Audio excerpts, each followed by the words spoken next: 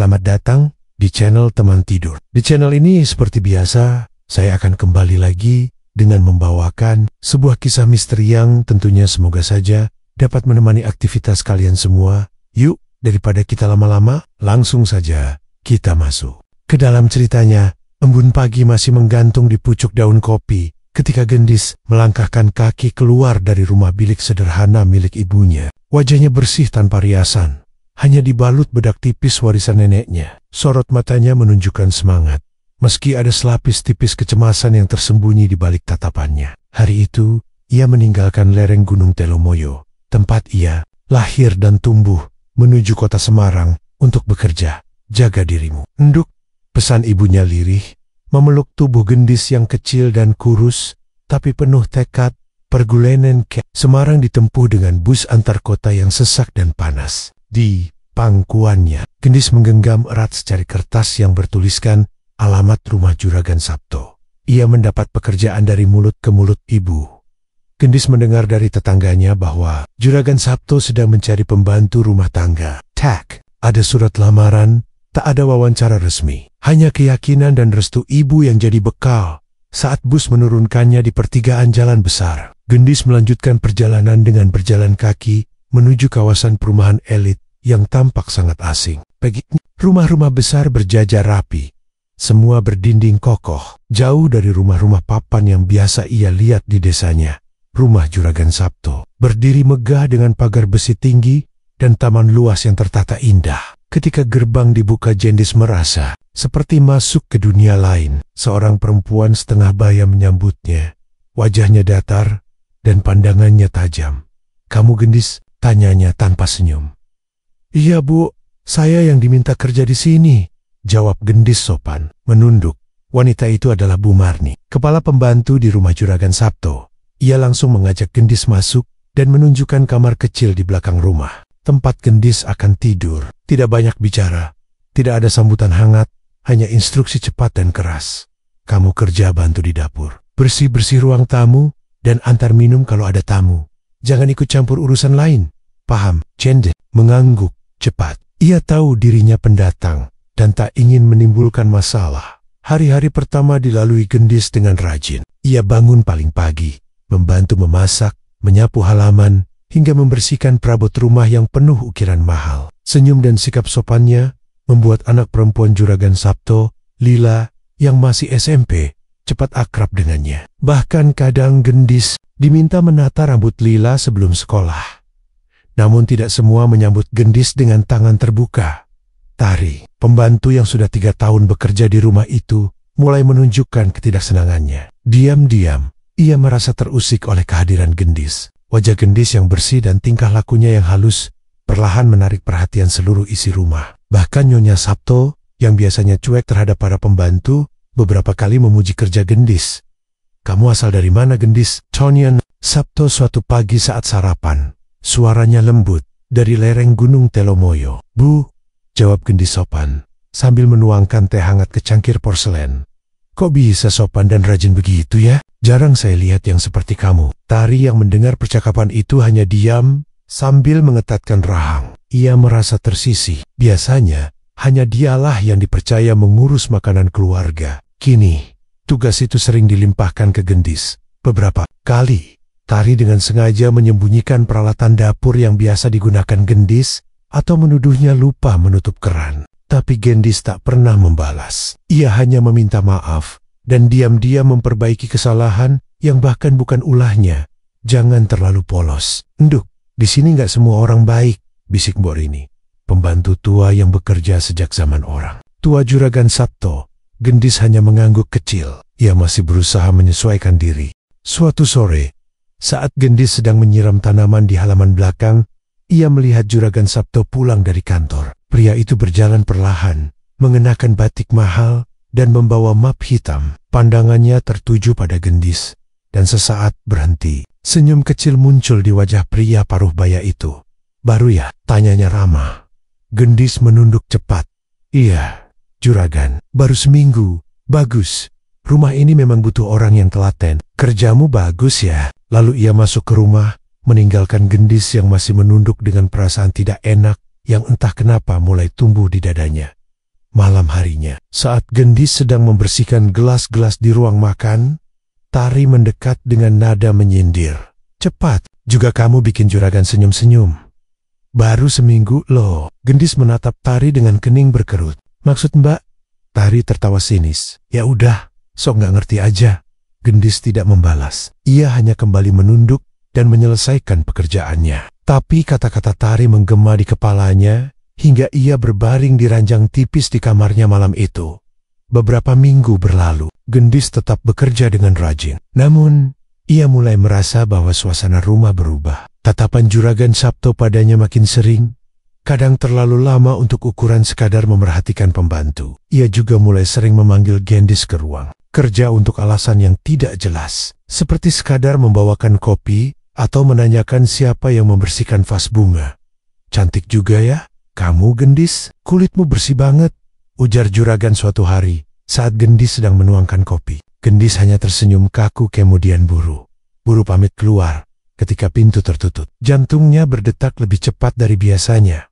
Di sudut dapur, Tari mengamati semua itu dengan sorot mata tajam. Pagi itu, Gendis sedang menyapu teras belakang saat suara langkah kaki berat terdengar dari arah dalam rumah. Ia tak perlu menoleh untuk tahu siapa pemilik suara itu. Langkahnya khas, perlahan namun mantap, diiringi aroma wangi maskulin yang tidak pernah berubah. "Sudah bangun pagi sekali, Gendis," suara Juragan Sabto terdengar dari balik pintu kaca. Gendis segera menunduk.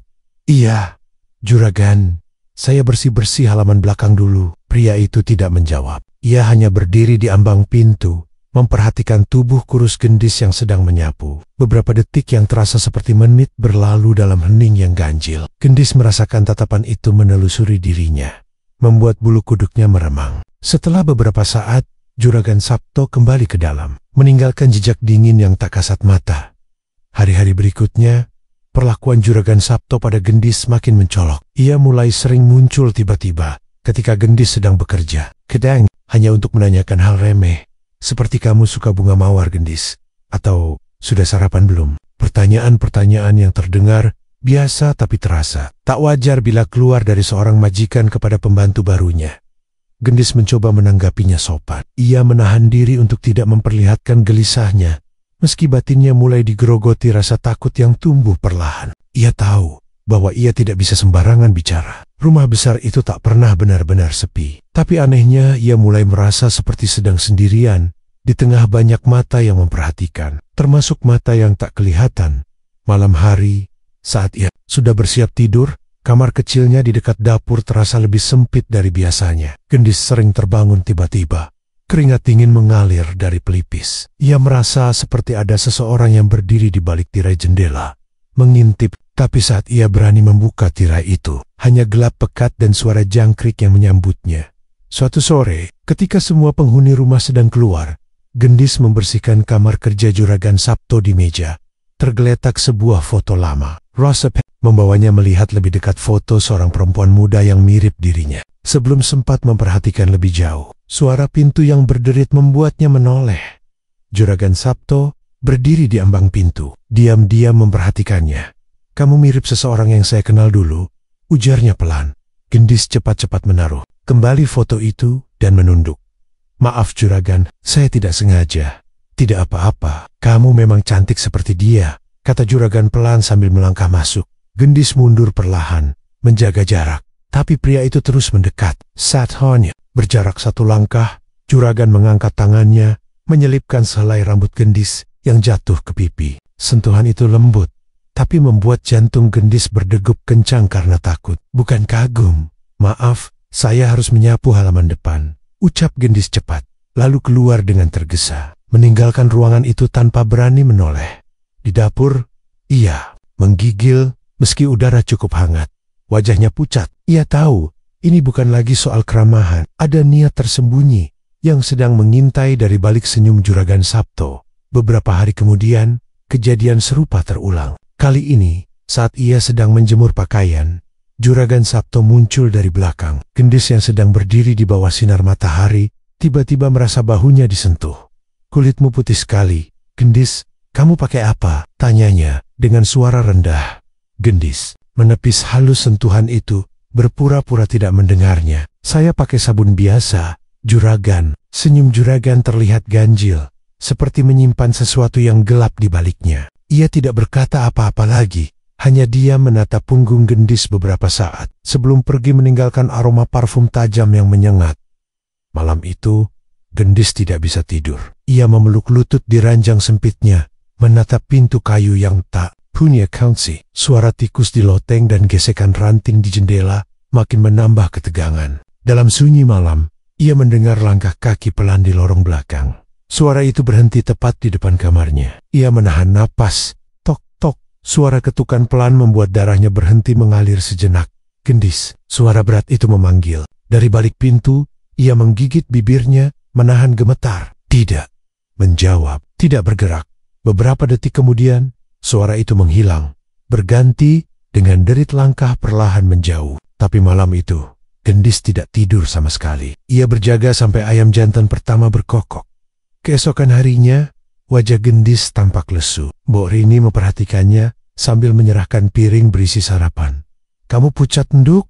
Mimpi buruk?" tanyanya pelan. Gendis hanya mengangguk. Ia tak tahu harus mulai cerita dari mana. Bahkan untuk mengucapkan satu kalimat saja, rasanya seperti menantang bahaya. Sementara itu, Tari seperti tahu sesuatu. Ia melirik Gendis dengan senyum miring setiap kali berpapasan. Ada kepuasan aneh di wajahnya, seolah sedang menunggu sesuatu terjadi. "Sudah mulai terasa, ya?" bisiknya lirih saat mereka berdua membersihkan rak buku. "Apa maksud Mbak Tari?" tanya Gendis waspada. "Juragan Sabto, dia punya kebiasaan jelek. Kalau lihat gadis muda." Gendis terdiam. Tubuhnya kaku. "Dulu juga ada pembantu yang mirip kamu. Namanya Ratmi. Baru 2 bulan kerja, langsung pulang kampung. Katanya sakit. Tapi yang lain bilang dia dibawa ke dukun karena kesurupan." Lanjut Tari. Suaranya pelan tapi menusuk. Kisah itu menghantui Gendis selama berhari-hari. Kini setiap tatapan pugean dan setiap sentuhan kecil terasa lebih menakutkan. Ia merasa seperti hidup di bawah bayang-bayang raksasa yang siap menelannya kapan saja.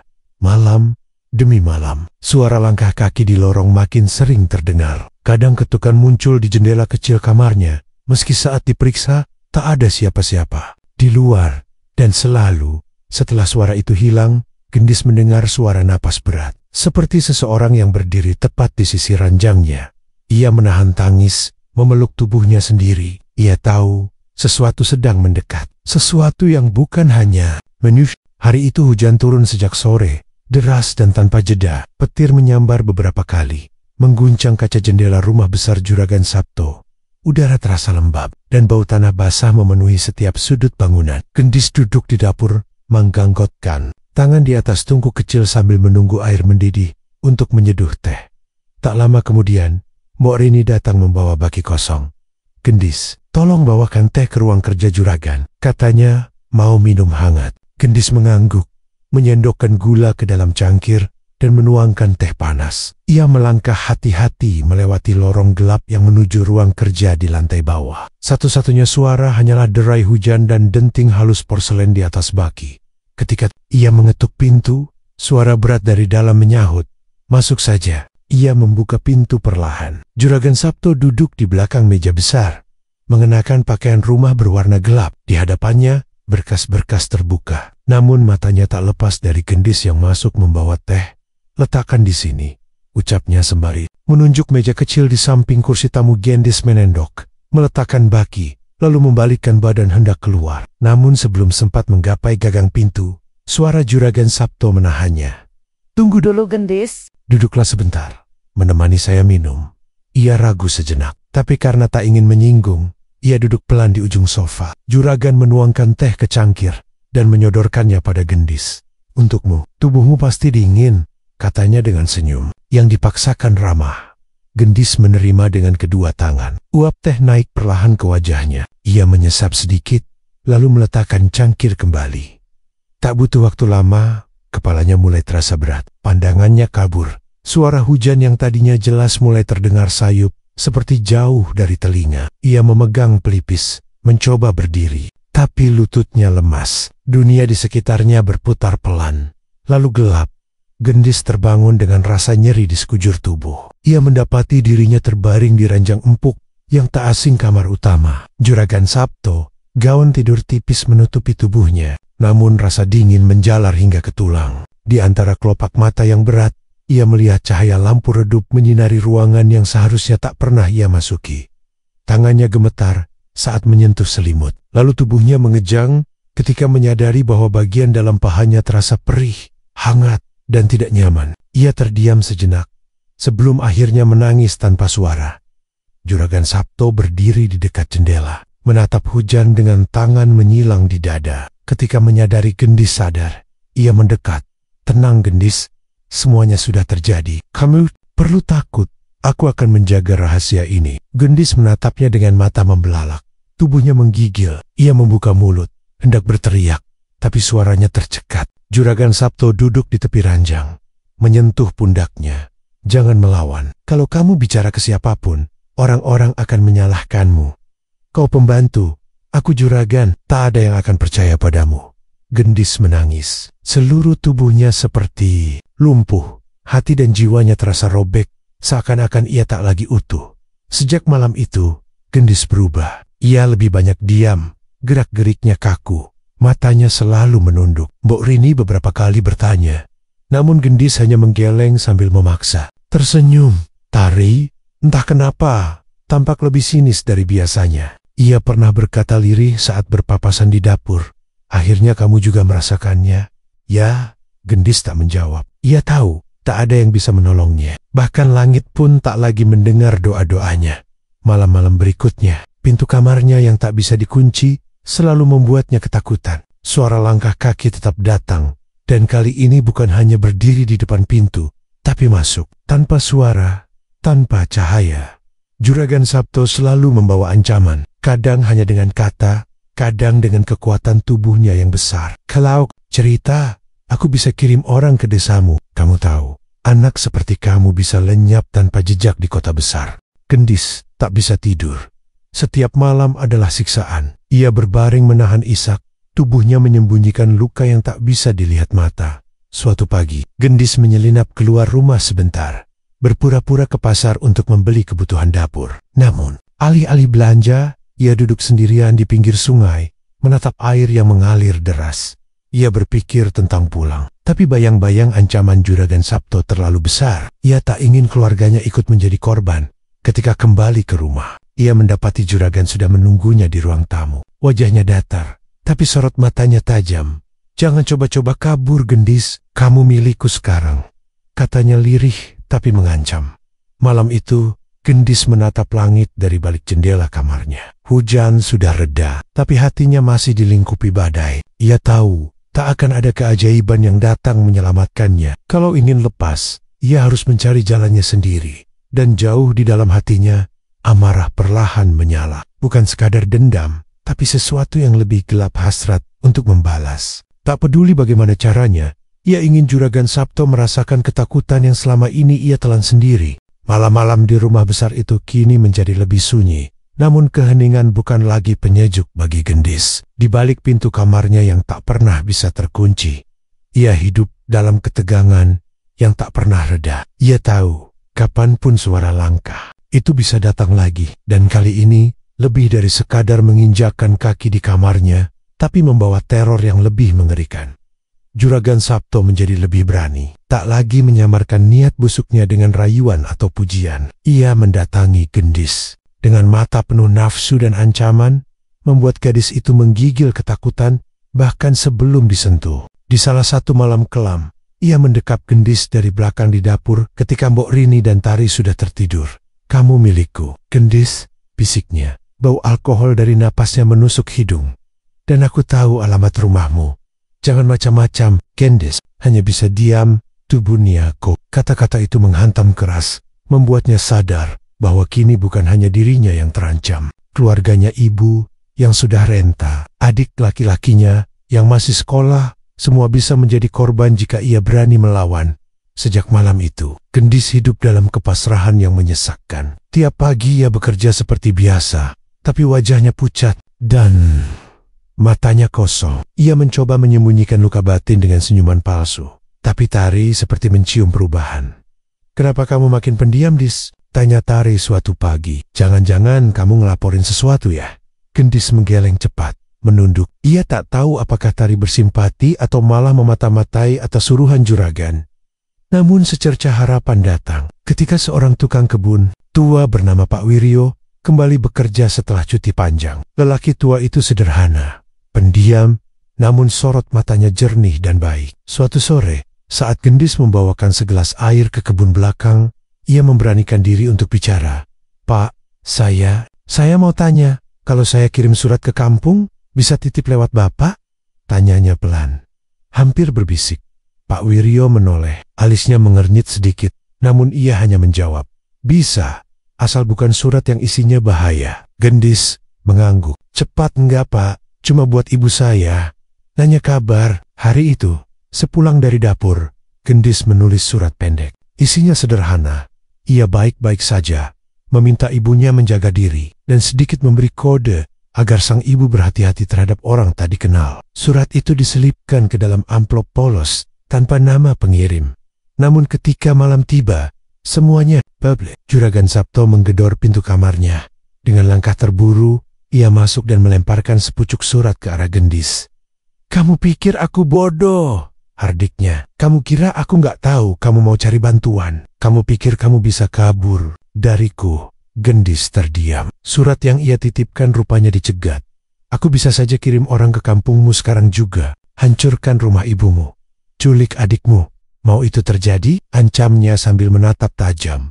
Tubuh Gendis melemas. Air matanya mengalir tanpa suara. Rasa bersalah melilit dadanya bukan karena surat, tapi karena telah membuat keluarganya ikut terancam.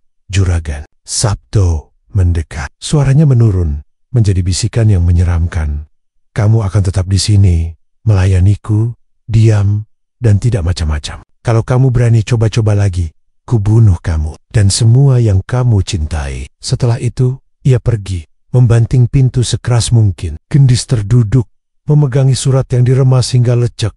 Dunia di sekitarnya seakan berhenti. Ayebu hanya terperangkap di rumah ini, tapi juga di dalam tubuh dan pikiran sendiri. Setiap malam menjadi penantian maut, dan setiap siang hanyalah perpanjangan siksaan. Beberapa hari kemudian, Gendis duduk sendirian di belakang rumah, di antara semak dan tumpukan kayu. Ia membawa sapu lidi, berpura-pura menyapu. Padahal, pikirannya meliengjah. Ia tahu, jika tetap di sini, ia akan hancur. Tapi jika melawan secara terbuka, ia bisa kehilangan segalanya, Dis. Suara itu membuatnya menoleh. Pak Wiryo muncul di balik pohon jambu, menatapnya dengan ragu. "Maaf, suratmu kemarin, saya nggak sengaja cerita ke Tari. Dia yang kasih tahu juragan." Gendis menatapnya dalam. Tak ada amarah, hanya kecewa yang terlalu dalam untuk diucapkan. "Saya pikir dia bisa bantu." "Saya salah." Gendis mengangguk pelan. "Nggak apa-apa, Pak. Saya yang salah terlalu percaya." Pak Wiryo diam sejenak, lalu berjalan pergi dengan kepala tertunduk di kamar malam. Itu, Gendis tak menangis. Ia menatap langit-langit dengan mata merah. Dan untuk pertama kalinya dalam beberapa minggu, pikirannya jernih. Ia sadar, tak ada yang bisa ia andalkan. Tak ada yang akan datang menolong. Kalau ia ingin keluar dari neraka ini, ia harus melakukannya sendiri.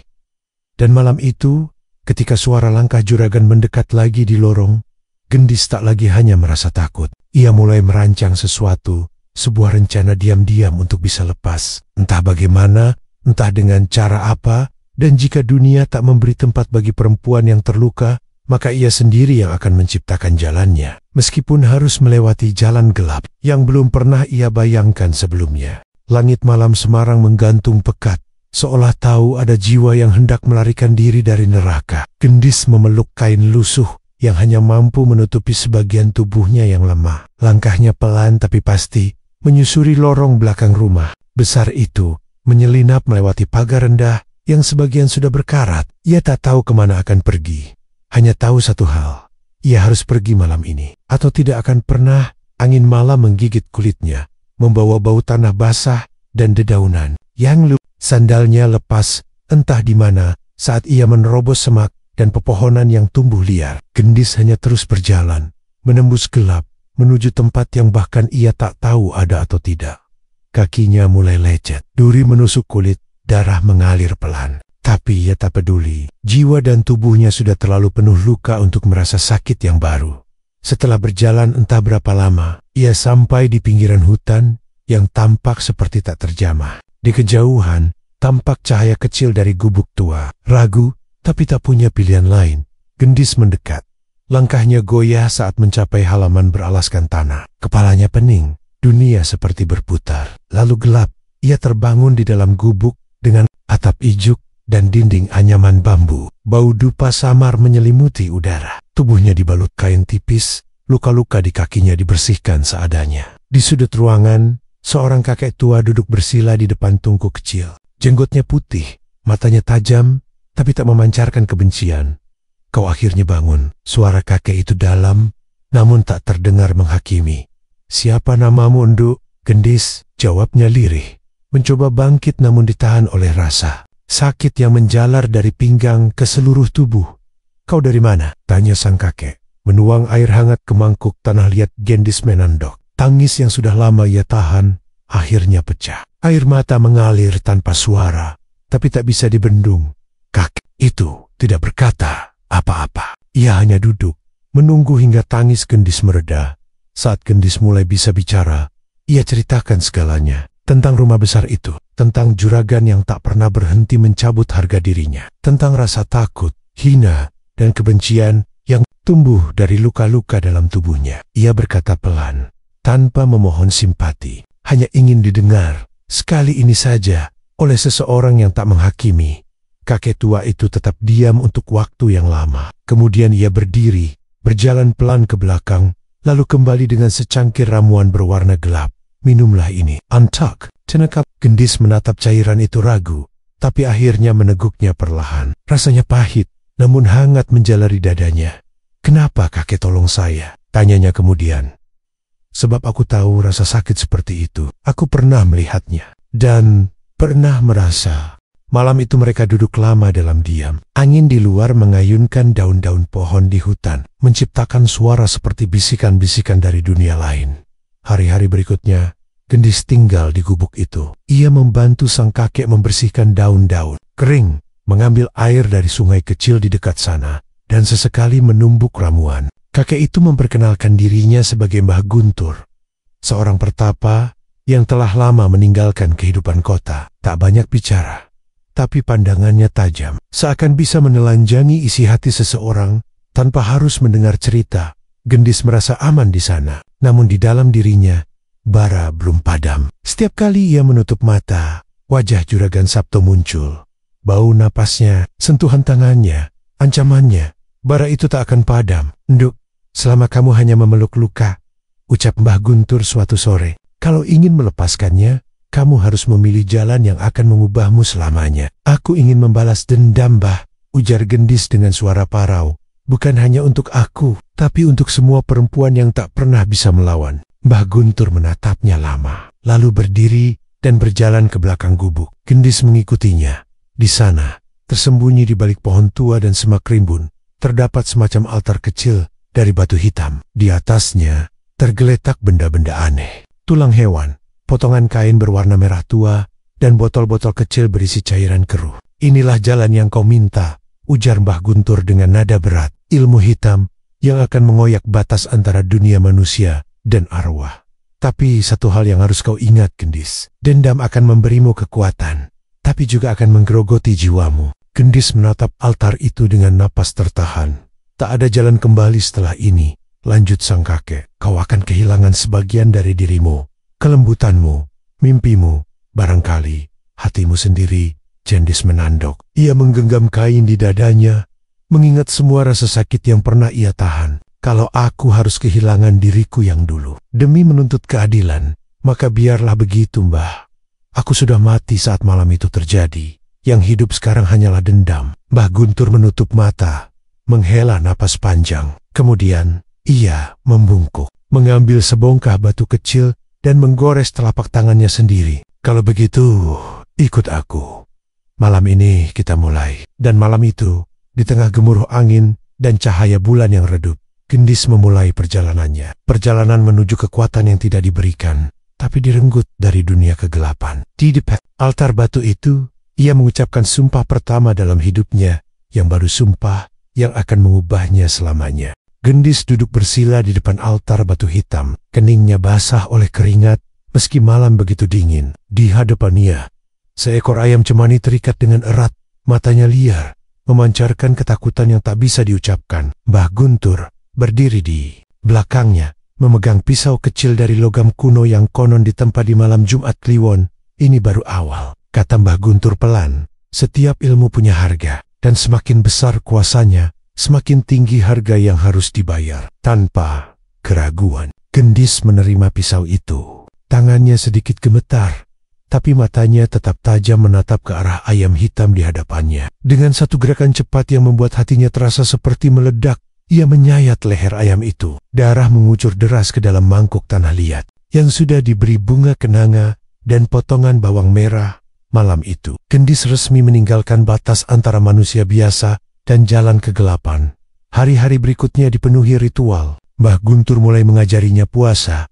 Pati geni puasa tanpa makan, minum, dan tidur selama 1 hari 1 malam. Gendis duduk di dalam bilik kecil beratap daun kelapa kering, hanya ditemani asap dupa dan sebatang lilin menyala. Di sekelilingnya, di garis lingkaran dari campuran darah ayam dan arang hitam, ia tak boleh keluar. Bahkan jika terdengar suara-suara aneh memanggil namanya dari luar lingkaran, kalau kau jawab panggilannya, kau akan hilang.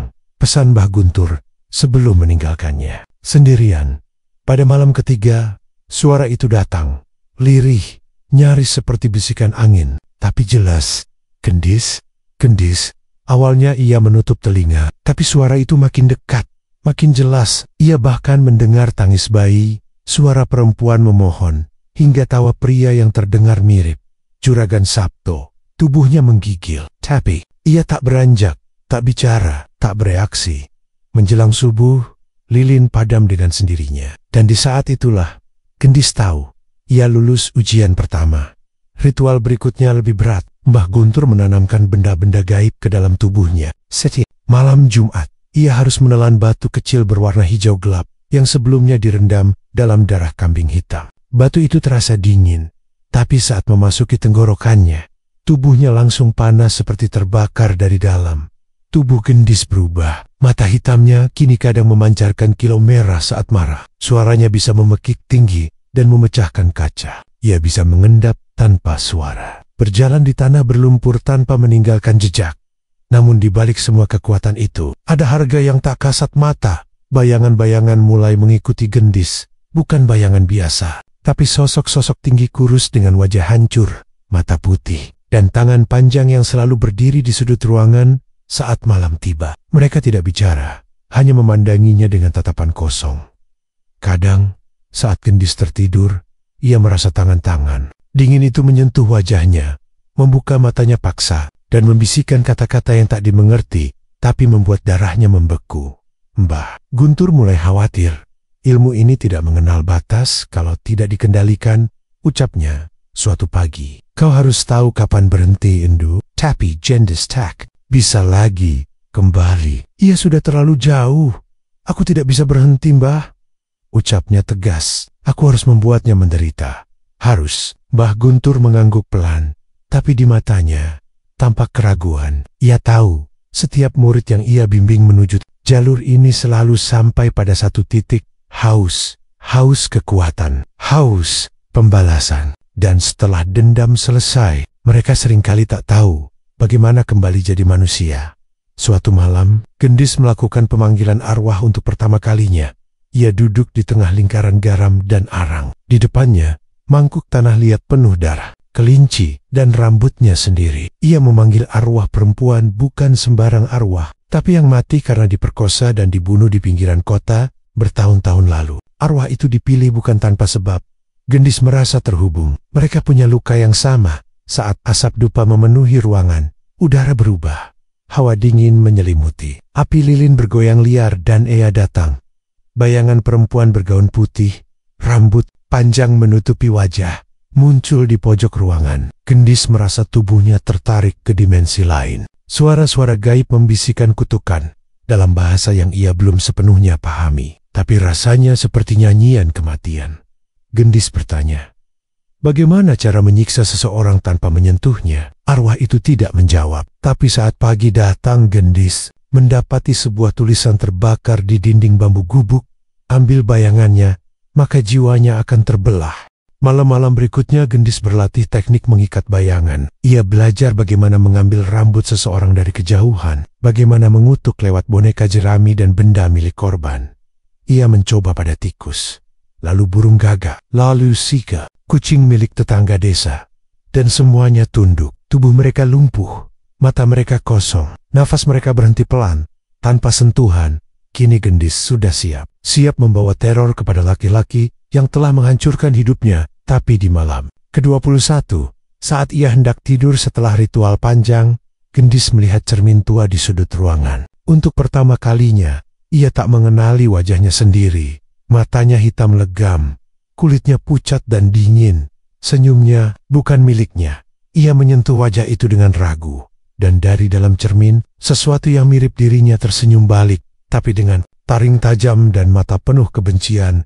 Gendis mandar, tapi tak bisa lari, sebab kini ia sadar, bukan hanya dia yang memegang kendali.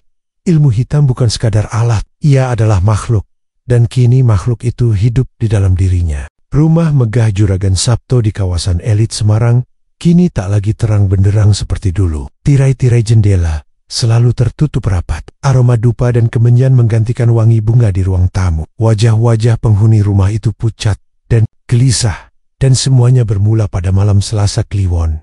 Putri sulung Juragan Sabto, Melati, mendadak menjerit tengah malam. Suaranya begitu parau, seperti berasal dari kerongkongan yang bukan miliknya. Ketika keluarga berhamburan ke kamarnya, mereka menemukan Melati duduk di atas lemari.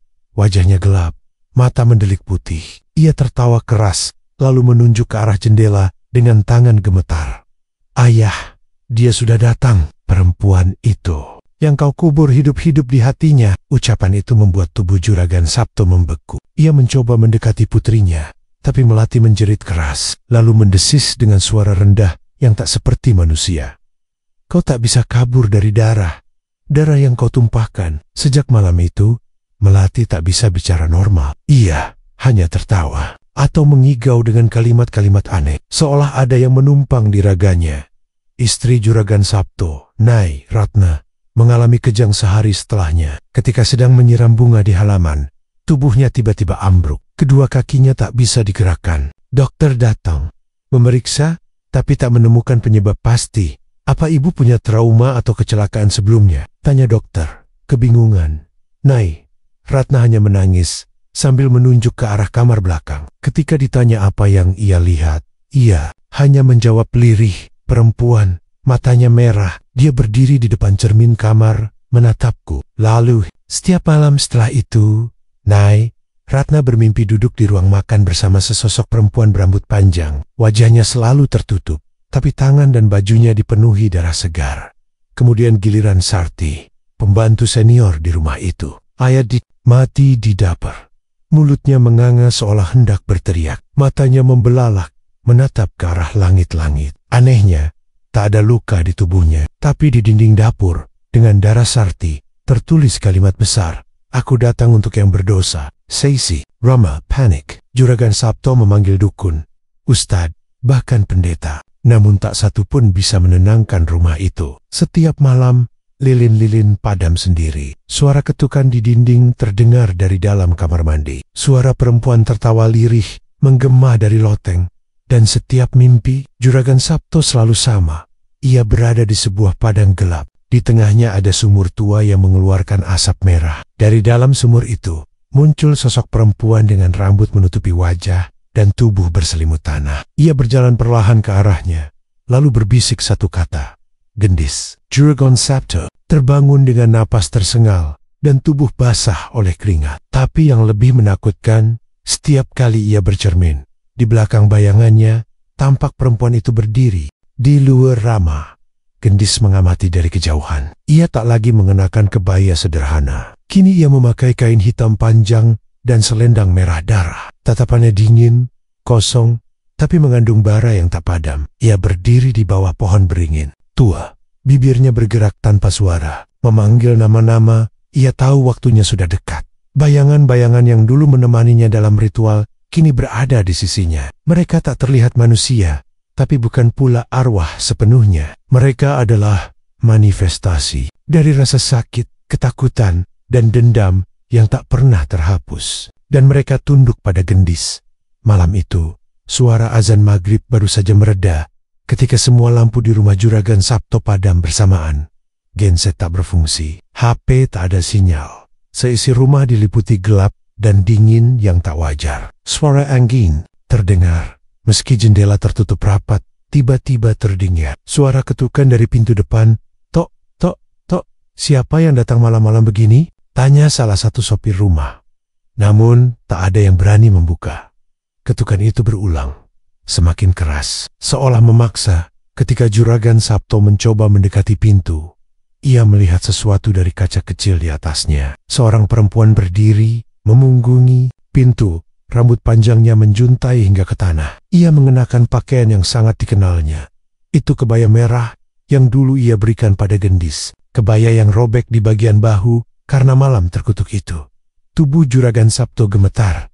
Tidak mungkin. Dia sudah pergi, gumamnya. Ketika ia mundur 2 langkah, pintu depan tiba-tiba terbuka dengan sendirinya. Angin menerjang masuk, membuat semua orang menjerit, dan di ambang pintu, gendis berdiri. Tapi bukan gendis yang dulu. Wajahnya pucat, matanya hitam dengan gurat merah di kelopaknya. Bibirnya merah darah, dan di belakangnya, bayangan tinggi kurus bergerak dalam diam. Seperti kabut yang hidup. Aku hanya ingin mengembalikan rasa yang dulu kau paksa padaku. Bisik gendis. Juragan Sabto mundur, wajahnya memucat. Tapi kakinya seperti tertanam. Ia tak bisa lari. Salah satu penjaga mencoba menyerang gendis dengan parang. Tapi sebelum sempat mendekat, tubuhnya terlempar ke dinding dan remuk seketika. Bayangan hitam dari belakang gendis bergerak cepat seperti kilat, membungkus tubuh penjaga itu dan menyeretnya keluar rumah. Hanya terdengar jeritan terakhir sebelum sunyi kembali. Seketika, semua ruangan di rumah itu berubah. Dinding dipenuhi bercak darah. Lantai menjadi tanah basah. Dan di tengah ruang tamu, sumur tua yang selama ini hanya ada di mimpi Juragan Sabto, kini muncul nyata. Juragan Sabto berlutut, menatap gendis dengan wajah memohon. Maafkan aku salah, aku hilaf. Tapi gendis tak menjawab. Ia hanya menunjuk ke arah sumur. Dan seolah mendengar isyarat itu, 2 bayangan hitam mencengkeram tubuh Juragan Sabto dan menyeretnya mendekat. Rasa takut yang kau tanam kini berbunga, bisik gendis. Jeritan Juragan Sabto menggema ketika tubuhnya dijatuhkan ke dalam sumur gelap. Tak ada yang tahu sejauh apa ia jatuh, atau apakah ia mati. Yang jelas, ketika pagi tiba, rumah itu kosong. Semua penghuninya hilang tanpa jejak. Hanya satu hal yang tertinggal. Kebaya merah gendis, tergantung di depan pintu. Berlumur darah, dan Semarang pun diguncang cerita tentang rumah tua di mana setan datang bukan untuk menakuti, tapi menagih dosa. Langit Semarang mendung berhari-hari, seakan turut berkabung atas musibah tak kasat mata yang melanda kota. Rumah megah milik Juragan Sabto kini tinggal puing bisu, ditinggal penghuninya tanpa jejak. Tak ada yang tahu persis apa yang terjadi. Masyarakat hanya membicarakan desas-desus, perempuan berambut panjang, sumur misterius, dan kebaya berdarah. Namun tak seorang pun berani mendekat.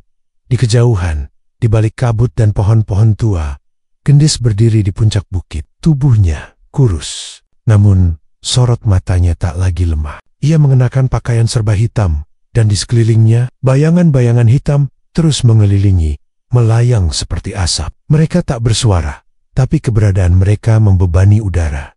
Juragan Sabto telah lenyap. Pembalasan telah ditunaikan. Namun, dada gendis justru terasa kosong. Tak ada rasa lega, tak ada senyum puas. Hanya hampa, gelap, sunyi. Bayangan gendis yang dulu gadis desa pemalu, pencinta kembang telang, dan penggemar tembang Jawa, sudah lama tak tampak di cermin. Yang tersisa hanya sosok yang bahkan ia sendiri tak kenali. Malam itu, sang kakek orang, yang dulu menolongnya dari ambang maut datang ke pondok di hutan tempat gendis kini tinggal. Sudah cukup, Nduk, ujarnya dengan suara serak. Dendam itu telah ditunaikan. Sekarang waktumu kembali. Gendis diam.